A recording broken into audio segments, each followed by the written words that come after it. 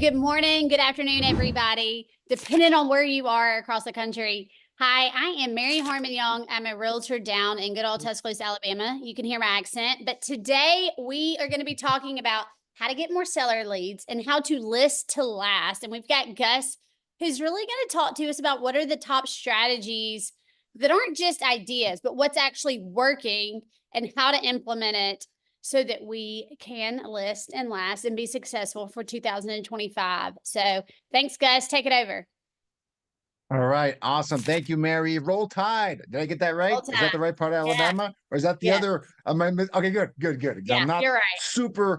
I'm not super well versed in Division I football, but hey, I know about the Alabama. So great. Go Alabama.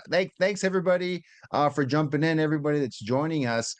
Drop us a line. Where are you joining us from? Do we have any Alabama fans? Maybe some Alabama haters? Who knows? Maybe it happens when you're successful, right? We all know it. So drop us a line. Let us know where you're joining us from. Today, I'm joining from sunny Mexico. I'm down here, celebrating the holiday season and 75, 80-degree weather. Don't mind it. Not that bad. Don't mind this. I lived in Seattle for the longest time. I don't mind not having a, frozen morning and occasional snow in Seattle. I did see it snow there. So let us know where you folks are joining us from.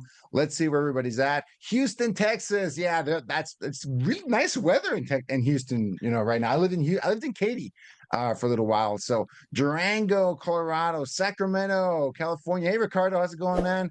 Cleveland. All right. 25 degrees, like 25 Fahrenheit? No, it can't be. Yes. I didn't know it got that cold in Tuscaloosa. The Holy funny cow. Okay, thing there we go. is on Monday it was 79 and I sent it to my kids. Oh, that's why we all stay sick, because right. it just does this. Oh my God, it's gonna crazy. Yeah, I mean, all around the Gulf Coast, the weather can get kind of crazy. So we got Miami in the house. That's great. Welcome, Michigan. Go blue, go blue. Let's not start a fight, guys. Behave. Let's behave. Put the football playoff is pretty soon, right? Is it next week? Let's go, right? Let's go college football. I'm an alum of University of Washington. Not a huge powerhouse this year. Pretty good team, decent team. Go Wolves. All right. Go Dogs. California, baby. Florida. All right, everybody. Well, welcome. I know you guys didn't join this webinar for my, college football commentary. I'm sure you did not. But I'd love for you guys to jump in here and learn a little bit about a topic that everyone should be interested in. How do you get more sellers next year? Okay. How do you get more sellers? And I'm here to talk about, some proven strategies, some new tips and tricks you probably haven't heard about, and just maybe some reminders about what you should be doing to generate more listings in this market. And I'm going to reveal the pros and cons. I'm going to reveal the challenges and the advantages. I'm going to try and give you a balanced view of how these lead sources can work for you, because they 100% are working. The challenge is, can you get them to work for you? And we're going to talk a lot about that. And this is a participation webinar, folks. Okay. Mary's going to help me. She's going to be running, a defense, going to help me with those questions, fielding them from you guys. And I'm going to keep going, because I told her, if no one stops you, I'll go nonstop for the next 45 minutes. But I know you guys won't get the most value unless you participate. Ask the question. You want to clarify a term or some industry jargon, let me know, right? And if you want more examples, I can go that way. But let's jump into it. We're going into number one. Here's a quick agenda for you guys. So today, I split this presentation into a few different parts. I always start these presentations with the state of the market, because the market helps us figure out what is the best way to find sellers. Now, I always start this presentation with the current state of the market, December 2024, when we're recording this.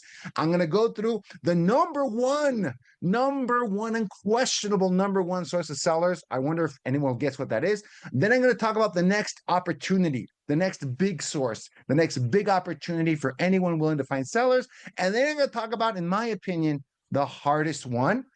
Absolutely works. It's just one of the harder ones. It's sneaky hard on how to get this to work and how you can tackle that. So I'm going to split it this way. Let's jump right into it. Current state of the market, folks. Okay. So this just came out a few weeks ago, right? This is the latest information we have, October 2024. The November report is about to come out next week, but this is the latest data we got from NAR. We are trending towards 3.96 million homes sold for the whole country. That is not a great number because in 2021, that number was 6 million. Okay. So just kind of let that sink in. 3 years ago, that number was 6 million homes sold for the US. That's a big difference. Okay. This is around 4 million. 4 to 6 is a 50% increase. So or if you look at backwards, it's a 30% decrease from only a couple of years ago. So I know you guys have felt that. I know it's a real number. If you've made it through real estate the last couple of years, give yourself a hug, give yourself a clap, a pat on the back. It's been a couple of tough years for the market. We've been hovering around 4 million homes sold for the last 2 years, guys, which is way less than we normally see. Normally for the US, for the last 12 years, 15 years, almost 20 years, we've been hovering around 5 million homes sold every year. 5 million. We're hovering about 4. What does that mean? There's a lot of pent-up demand. That demand doesn't disappear. There's a lot of people that want to buy homes that can't buy homes right now. There's a lot of people that want to sell their home and move up, move down, but they're kind of locked in to that COVID mortgage, right? People don't want to walk away from a 3% mortgage. They don't do it that easily, okay? But I think things are going to change. There's a lot of reason to be optimistic for 2025, but this is where we're going from. The number one thing I'm optimistic about, the number one thing from this chart, from this infographic, you look on the right-hand side, month over month, numbers went up, year over year, sales went up, okay?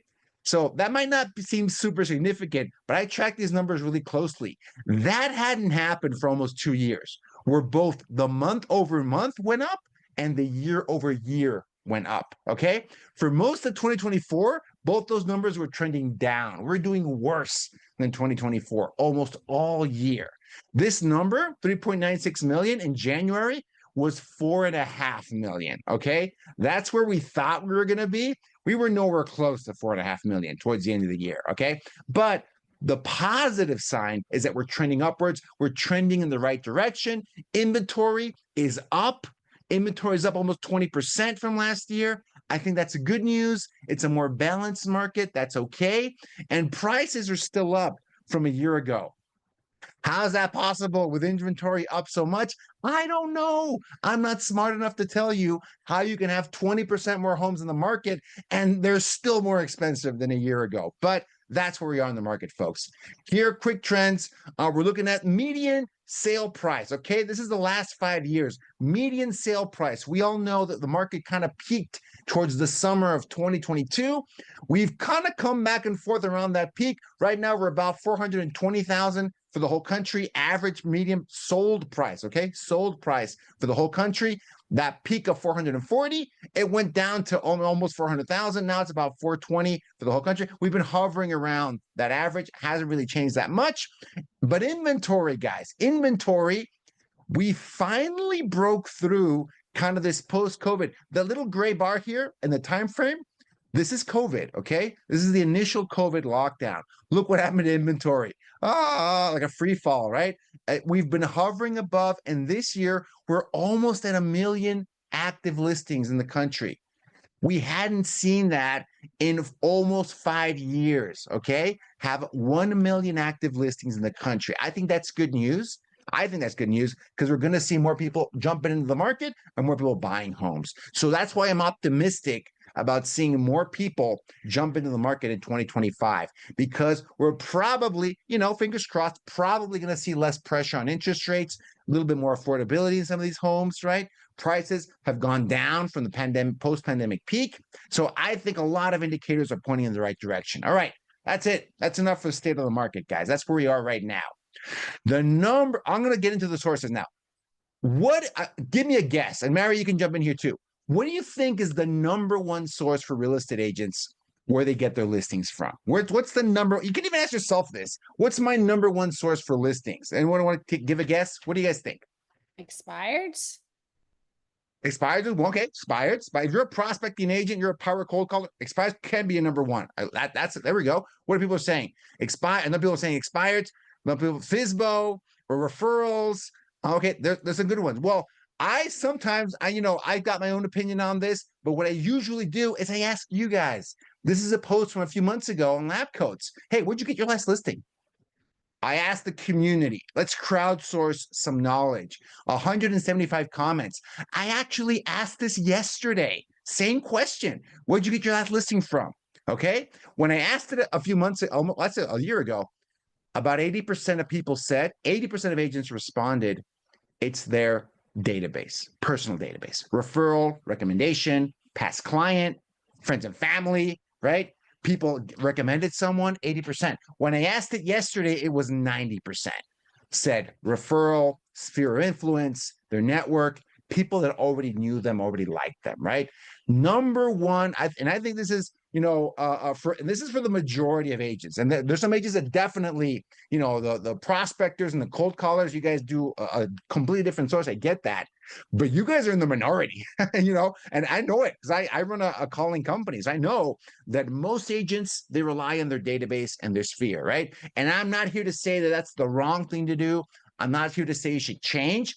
I'm here to say, if this is your number one source of listings, right? And for the majority of you guys, it is, you need to double down on this in 2025, okay? And of course, a strategy can be to add expires and prospecting to your portfolio. That's a great idea. But for most agents, the truth is you should double down and get every single listing you can from your database first. That's the first thing you should do. Maximize that database, okay? So database, why is it so important? Why do so many agents rely on it? Because you're talking to people that already know, like, and trust you, okay? They already know, like, and trust you. They have a tendency to want to work with you. If they didn't, they wouldn't talk to you. They wouldn't be calling. They wouldn't be sending you a message. They wouldn't be recommending anybody, all right? You've got their contact information. They have your contact information. What's the biggest issue with database for most agents? It's just one problem, one big problem. Most agents do not know how to properly market to their database to get listings from it. They really don't. I had an agent an agent hired me. This was actually in 2022. This is a couple of years ago now, but I remember this story vividly. 2022 was a tough year for real estate. The market started to shift all over the country. Agents went from having their best year ever to having their worst year ever in a matter of months, right? This happened. And this agent was no different. She was used to closing 15 to 20 transactions year over year, right? No problem. COVID hit. She did even better. That's great. That's awesome. But what happened? In 2022, she had 3 closings, and it was September. 3 closings from going to 20, going down to 3. And she wanted to hire an ISA. She wanted to do Facebook ads. She wanted to do all these things. And I told her, all that stuff is going to work. That's great. But I told her, how many times have you called your database this year, 2022? How many times have you called it? And she goes, Gus, I've never called my database. What are you talking about? My database calls me. That's how I get all my deals. What do you mean? So this agent had never marketed to her database. She would post on social media. She'd let people know, like in the broad sense, she was in real estate closing deals. But she had never reached out to everyone in her database and asked for business and tried to market to it. She'd never really done that. And I think most agents are on the same boat. Most agents, when they talk about database, they talk about lead receiving.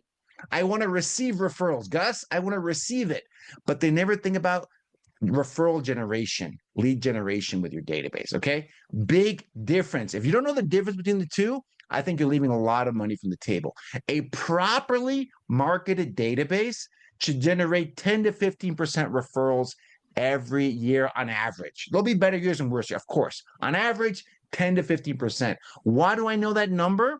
Because this is what I did when I started my career, 3 years going. I had a list of 200 people, and like clockwork, those 200 people would give me 25 to 30 referrals. Actually, not referrals, transactions. They actually gave me more referrals. They don't all close, right? It's not 100% close rate. But they would give me 25 to 30 transactions a year from a list of 200 people that I knew. Why only 200 people? Because I was born and raised in Mexico. I moved to Seattle to work, and I only been there for a few years, but I knew 200 people that I liked. They liked me, right? That's how I got my business. I know that. And if you've been, if you're a follower of Gary Keller and MREA and that whole model, they say it should be 16%. I was never exactly able to get 16%, but I got close, right? So this is coming from some really good sources. You can do this properly marketed database. What do I mean by that? Okay. Well, first of all, you should have a database. Like, guys, sit down and write it down. Put it in Excel or a Google Sheet. Actually make it. It's not, your phone isn't your database. Your phone is in there. I mean, the database is there for sure. But if you don't get intentional about database, you're never going to prospect and get success with it, right? You should get their information, complete contact information. Phone is a must to have a proper database. And you should, so this is a one-page marketing plan for your database, okay? Invite them to 4 events a year, get them on a monthly newsletter, and friend them on social. So you can comment and like their stuff, right? Every day, a few people every day, right? That is all you need. Like, I'm simplifying this, right? I know there's some coaches, some gurus that sell this amazing database prospecting program. I'm telling you, that's all you need to do. But here's the thing. To invite them to an event, you got to call them.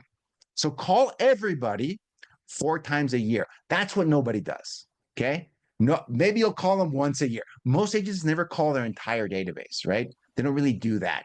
I'm telling you, you should. That's how you get a 10 to 15% conversion rate year over year, okay? Monthly newsletter, shoot them an email once a month for everyone. Friend them all on social, wherever they are. They might be on Instagram, might be on Facebook, maybe they're on TikTok. Get where they are and interact with that content on a daily basis. Not everyone every day, but you're commenting and you're liking and you're showing genuine interest in whatever they're doing. My personal favorite way to market to my database was client events. Guys, you've got so many options for this, okay? When I said invite them to an event, I don't mean like a full-on, barbecue at a park, you've got a kiosk or something huge. I don't mean that. When I started marketing in my database, I didn't have any money to throw a big event. But I did have a conference room I could borrow for my brokerage, and I would teach a class, okay? So I'm dating myself, but this is back in 2013, 2014 timeframe. So virtual meetings wasn't that big of a thing yet, not yet, okay? So I did all my classes in person. Nowadays, I would invite everyone to a virtual class. Folks, if I were running my real estate team right now, 2024, I would have a virtual class every month, to be very honest with you, right? Maybe even twice a month. If you only get 5 people to attend, it doesn't matter. You're inviting them all the time and they're seeing you as an expert and as a resource. Okay. So enough about that. But you can do a class, my personal favorite. You can do an ice cream social at your office. You can do a movie night, right? I did this. I rented out, the movie. I was living in a condo at that point, and we had a little community movie theater, like a little HOA movie theater. I rented that out for a night and invited everybody. I would drinks and snacks at a local restaurant and moved up to that. And then I did a picnic at a park. And then one time I rented out a skating rink. Not in year 1. That was like year 3 or 4 because I had the budget to do it. All right. I would invite everyone. But here's the most important thing. So this is the hard part to wrap your head around. The actual event doesn't matter, okay? The actual event doesn't matter as long as it's interesting to your database and you find it valuable. It doesn't matter what you pick, because the most important thing is the call. Making the call. What matters is this. Making the call to invite them. Tell them how you'd love to have them at this event. And whatever happens next, it gives you the opportunity to make the ask. I'll give you an example. Hey there, Mary. This is Gus. I'm just calling to say hi and to invite you to my free class I'm doing next month or next week for first-time home buyers, or VA loans. I'm explaining assumable VA loans, how that whole thing works. Would you be interested in going? I'd love to have you there. Who cares what they say? Doesn't matter what they say, yes or no. That's awesome. And by the way, Mary, quick question. Who do you know that might benefit from an event like this? Learning about assumable VA loans. Do you know anyone that might be thinking of maybe doing something in real estate in the next year? They might benefit a lot from that. Who do you think we can invite to this? Help, Mary. That's it. You're asking them for help building your business. If you make a call to every person that trusts you, like I said, minimum 200 people. Because me as an immigrant to the U.S., to Seattle, Washington, got 200 people. Come on, guys. You can do more than that. But I would at least tell you to do 200 people. If you make a call to 200 people and you do it 4 times a year, that's going to make you, in this market, at least $100,000. At least. The challenge is doing it, guys. I know. You have the information. You know how to do it. Maybe you have some questions about it. I'd love to hear any of those. But it is as simple as this. It's not easy. Call your database. I preferred calling expireds, to be really honest with you guys. It was easier for me to do. These calls were hard for me to make. What made them easier, though, was inviting them to the event. I was never comfortable just calling people up and asking them for business. I just wasn't me. I couldn't make myself to make that call. Calling people to invite them to a really awesome event, that was easy for me to do, like way easier. The phone weighed less when I tried to make that call. Okay. That's what I'm going to say about database. This works 100%, and you should do it every single year. This is going to move the needle for you if you are database dependent. But what's the next big opportunity? Okay. The next upcoming opportunity, and this is time sensitive. You've got a couple weeks to prepare for this. For those fans of expired listings that I mentioned a little bit earlier, what's coming up is what I lovingly call the Super Bowl of expired listings, right? And I'm talking about January 1st, guys. January 1st, across the whole country, it is the #1 day to call expired listings, because the largest amount of expired listings is going to go live, if you want to call it that, on a midnight, 12:01, January 1st, 2025. And folks, remember what I talked about in the market. Inventory is up 20% from last year, which means, by logic, expired listings are at least going to go up by 20%, probably more, because a lot of agents, they didn't do well in a more balanced market. More listings are going to expire. My prediction, hold me to this if I'm wrong, is that expired listings are going to outpace the last 2, 3, 4 years this coming January 1st. That's my thought, because of where the market's at. A more balanced market has more expired listings. It just has more. Guys, I had clients of mine, January of 2022, the hottest market in a generation, saying, Gus, I'm giving up calling expireds. I'm done calling FSBO. I'm retiring from FSBO. I'm retiring from expireds, because they were just too hard to call. There were too few of them, and you had way too many agents competing for them. And the sellers were just, if you couldn't sell, in early 2022, I don't know what the problem was. You were kind of crazy, right? That's no longer the case. That is no longer the case. If you are thinking of calling expired listings, okay, make a note, put that post on the wall. You've got 2 weeks to prepare. And here's the good news, right? Here's the good news about January 1st. Like I said, it is so. You might not be the most skilled person at calling expireds. I wasn't when I started this, okay? I wasn't. But January 1st, there are just so many more than on a typical month, that you can kind of make up for that lack of skill and practice, right? Because there's just going to be sellers, number one, that have no idea their home expired. Number one, there are going to be a lot of those guys. Unfortunately, a lot of those, okay? And there's going to be some that are just not even sure what happened, right? Yeah, I heard it was going to expire. I just don't know what that even means. You're going to have more people like that, all right? You're going to have more consumers that are just clueless as to what just happened to them, and they're not sure how to move forward. So wake up early, January, and that's hard, not easy to do.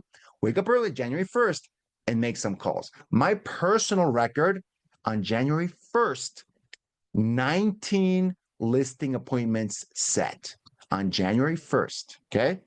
And I was only calling maybe for 2 or 3 hours, not even all day.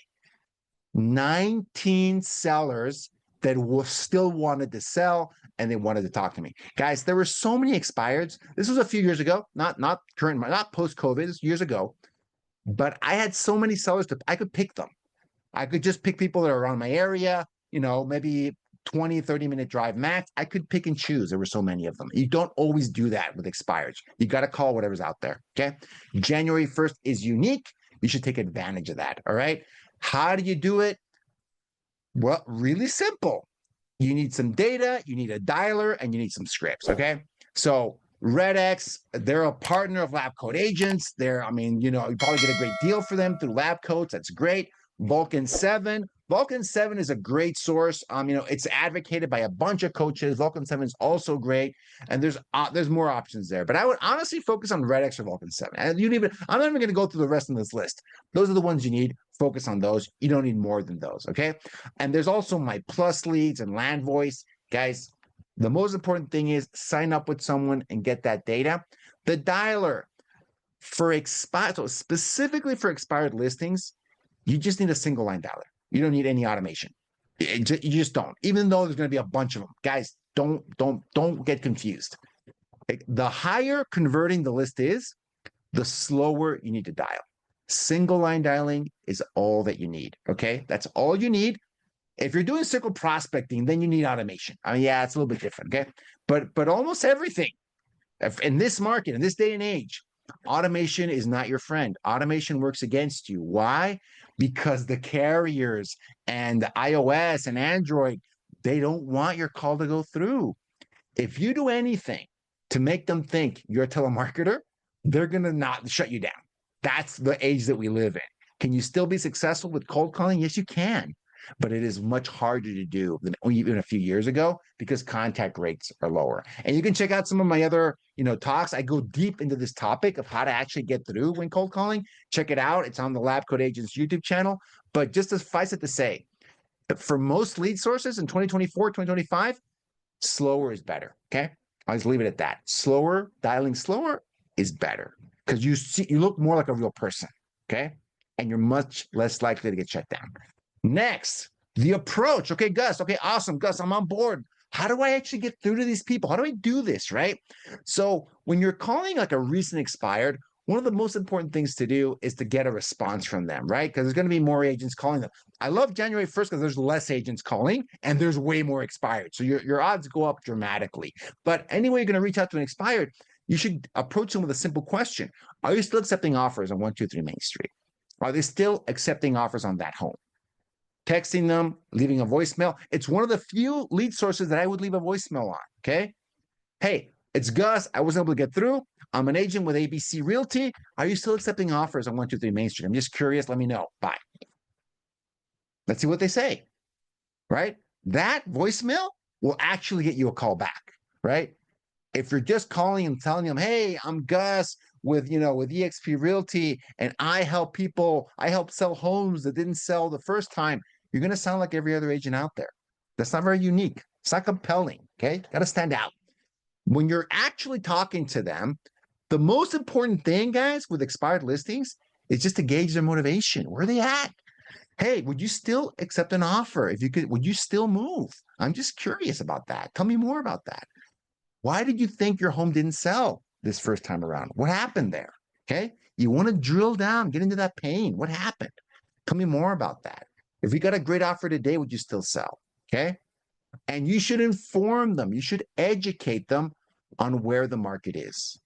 Tell them, is it a more balanced market? Is it a buyer's market?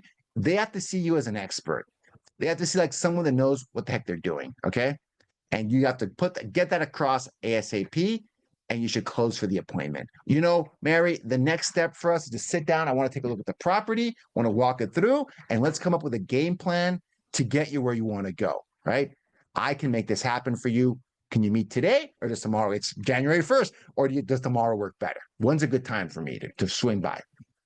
Book that appointment. Let's go, okay? And on January 1st, if you pick up the phone, you are much more likely to set an appointment than any other day of the year calling expireds, okay? Because the numbers are in your favor. That is the biggest opportunity coming up. It's time sensitive. That we're recording this in the middle of December. You got 2 weeks, guys, to prep.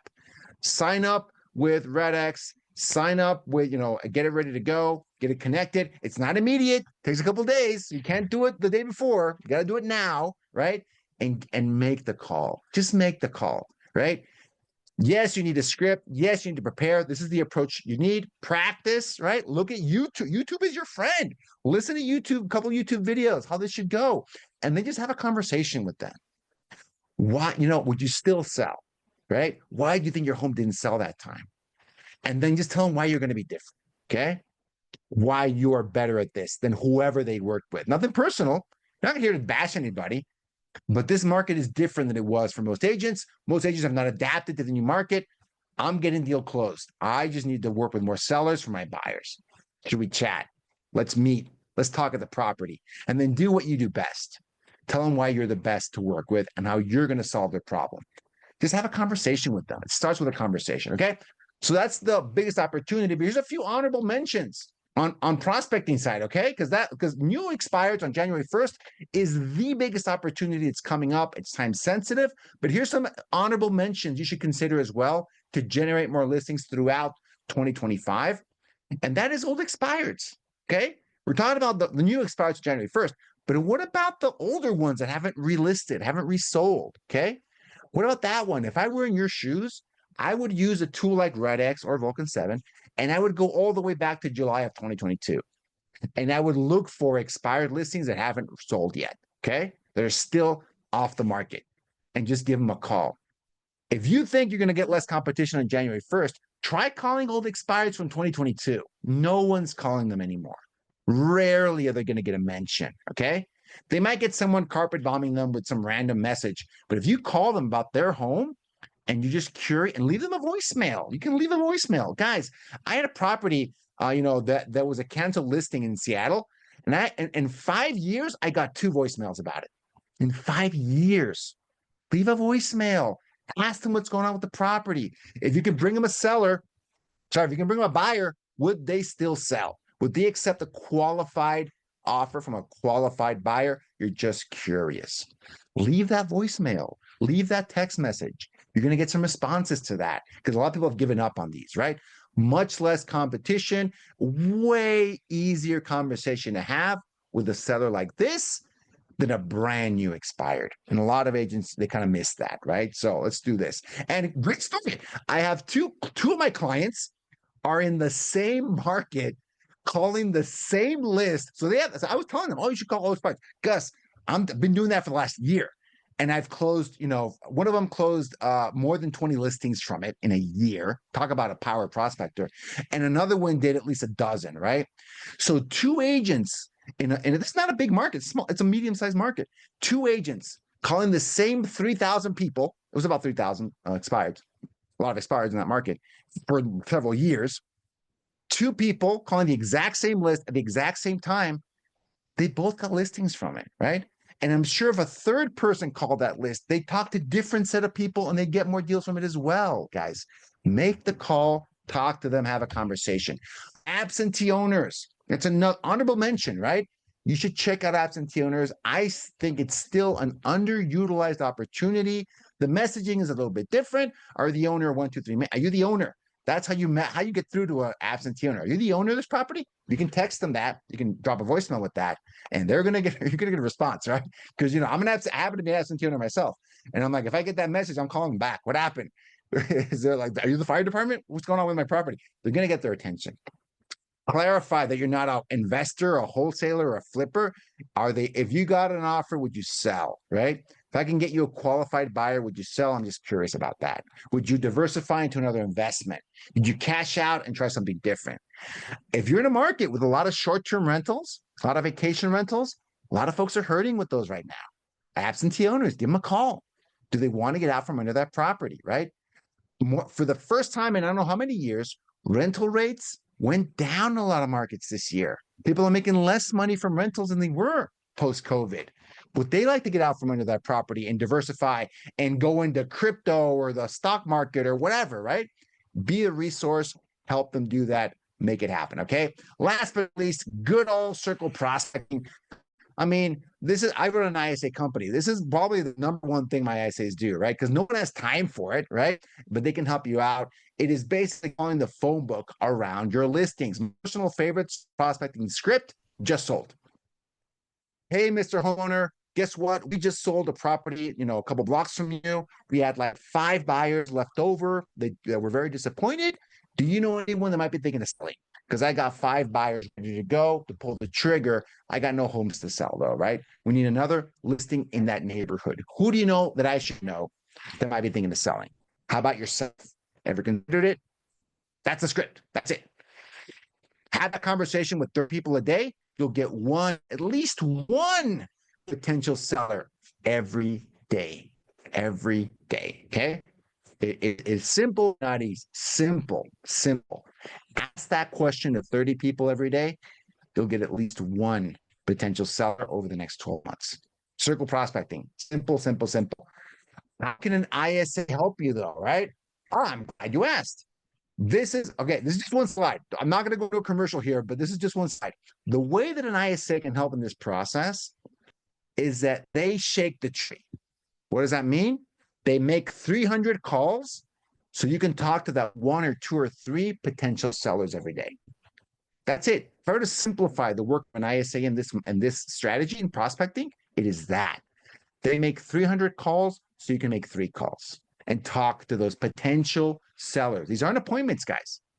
The number one job of an ISA in a cold calling prospecting campaign is just to get you in contact with potential sellers, nurturers, qualified sellers, qualified leads, okay?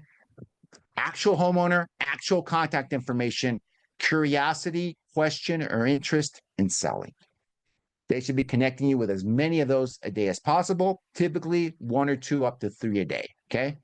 That's their job. That's when I say can help. If you want a little more information, here's some case studies, right? From clients of ours that have done prospecting. They were doing cold calling and they hired some help, right?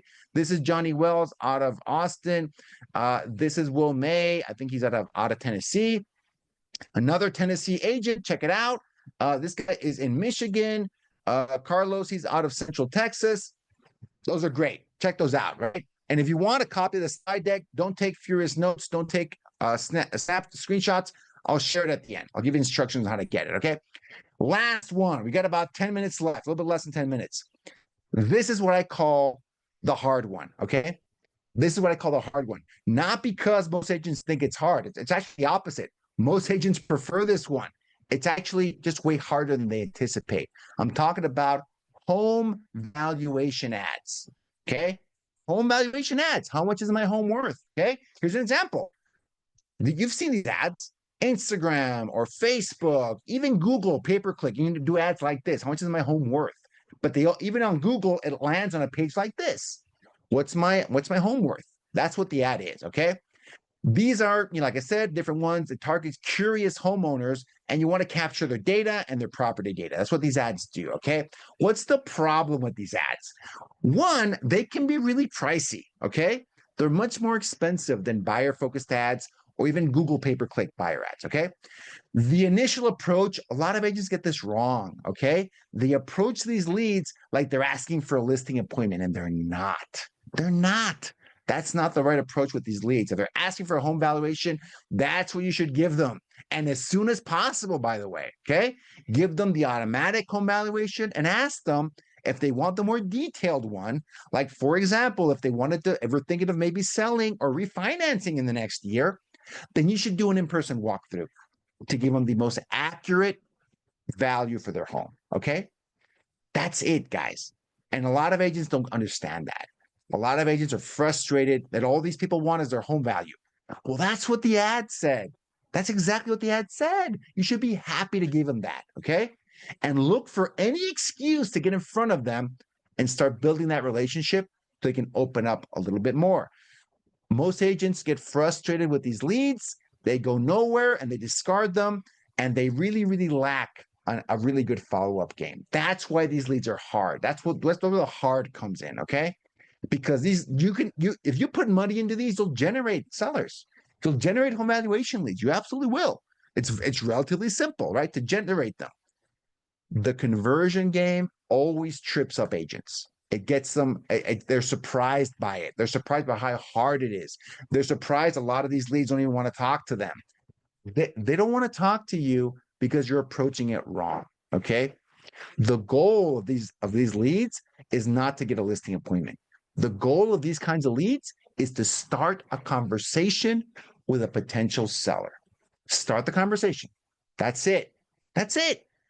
And you want to get in front of them, not for a listing presentation. You want to get in front of them to give them more accurate value of their home, regardless of what their goal is, what their stated goal is. I'll say that, what their stated goal is.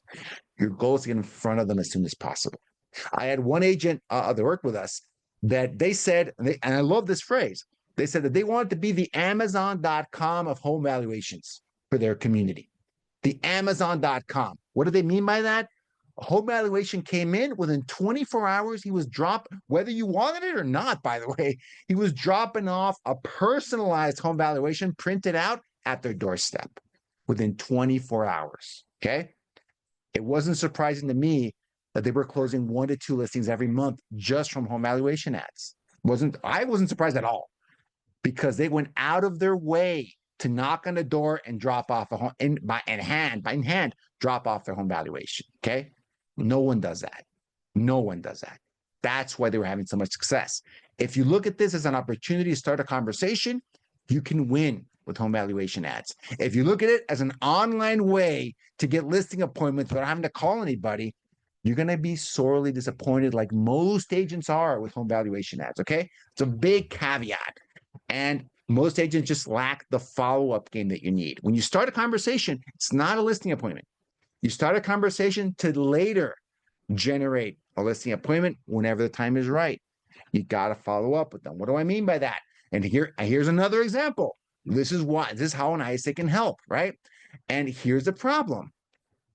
Agents are really good at that first contact, but agents are not that good at the second call, third call, fourth call, fifth call. Guys, and again, no offense intended. If you feel triggered, you feel called out, then I'm exactly talking about you. I get nothing personal, but this is the problem with this. This is why an ISA can help, because to even talk to these leads, to even have that first conversation, you might need 15, 16 touches in a 30-day period just to have the first conversation with them. Okay.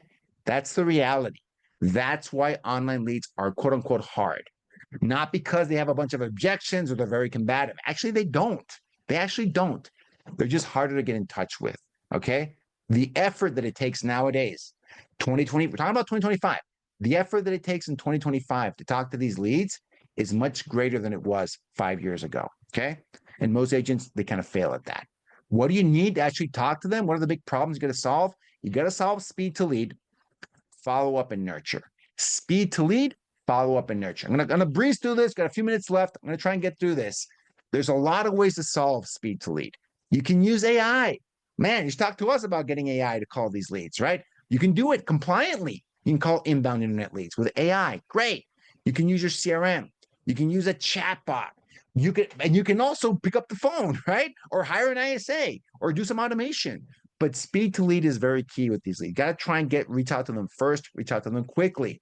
And then you need a pretty good follow-up plan, okay? Follow-up plans need to be source specific, guys. You shouldn't follow up the same way with an inbound Zillow lead than with an inbound Facebook lead, right? Because those are completely different scenarios. And most agents treat those almost the same. Big mistake, okay? You absolutely need a powerful CRM. If you don't have a powerful CRM set up properly, don't spend money on leads. It's going to be a waste. Right? You need follow-up boss. I think they're an LCA partner. You need, Lofty. You need one of the really popular, powerful internet converting CRMs, right? I use high-level CRM. It works great. It's a little bit, hard to get started, but it works awesome. You have to have a long-term mindset. Some of these leads won't convert on the first contact. That's typical. That's normal. That's fine. This is an example of the kind of follow-up plan you should be implementing, okay? Over 12 months, more than a bunch of touches, calling, texting, email. These are manual touches. These are not automated, okay? Calling, texting, and making it contextual. Follow-up plans, all right? Follow-up. So I'm talking about contacted leads, okay? Contacted leads, because a lot of people want to know, how do they automate my follow-up? Why would you want to automate your follow-up? You don't understand what follow-up is. Follow-up needs to be contextual and personalized, okay? If you're thinking of automating follow-up with contacted leads, you're doing it wrong. You're doing it wrong. You've got to give them a call, send them a text, send them an email, and make it personalized to the last conversation you just had, right? They gave you something. They told you something. You got to use that to make that follow-up worthwhile and offer massive value. Invite them to your next event. Offer them the latest market snapshot. Give them a free PDF that can help them on their journey. Give them your favorite listing that just came on the market. Hey, you're thinking, because every seller is a buyer first, right? So, hey, here's a great listing that came on the market. We should check it out and keep the conversation going.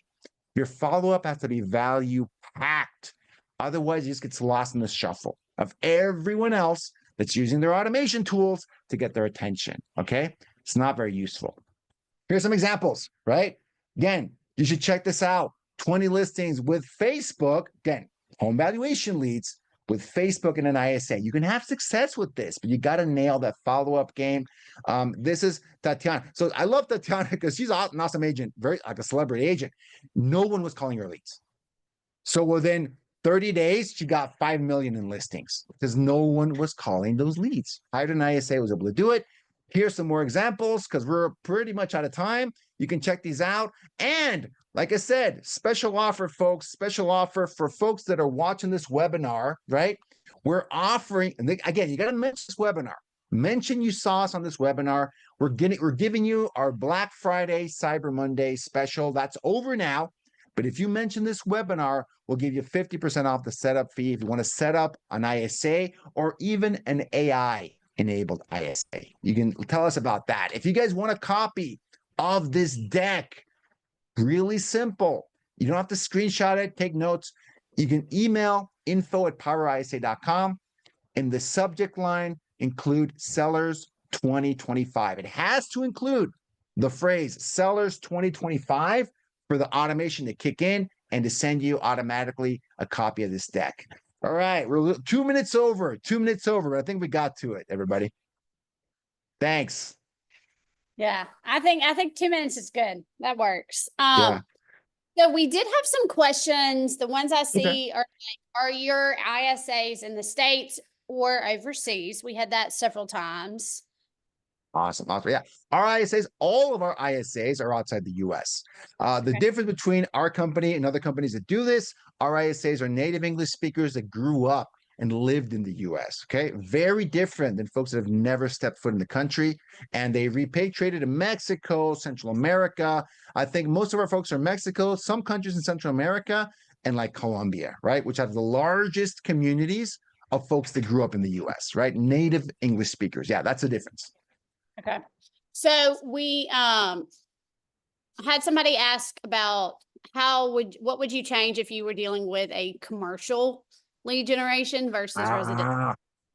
Okay, so that is and we don't have a ton. We have a few. I'd say about 5% of our clients are commercial, and commercial means a lot of things. It can be small multifamily, it can be businesses, B2B, it can be apartment buildings. So I mean, I would encourage the person that asked that reach out to me. That's like a more of a one-on-one conversation. I don't think it's that relevant to most people on this call, but shoot me a message. Shoot me a message on Facebook Messenger. I always check even my message requests. I'll give you my thoughts on it, but it is way different than residential.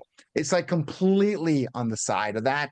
And it needs its own strategy. I'm pretty sure none of these strategies would apply to commercial. But what's the prospecting version of that? What's the database version of that for commercial? I think there's some things translate, just not very directly. Yeah. Are there any more questions? I'm kind of surprised we only had 3, to be honest.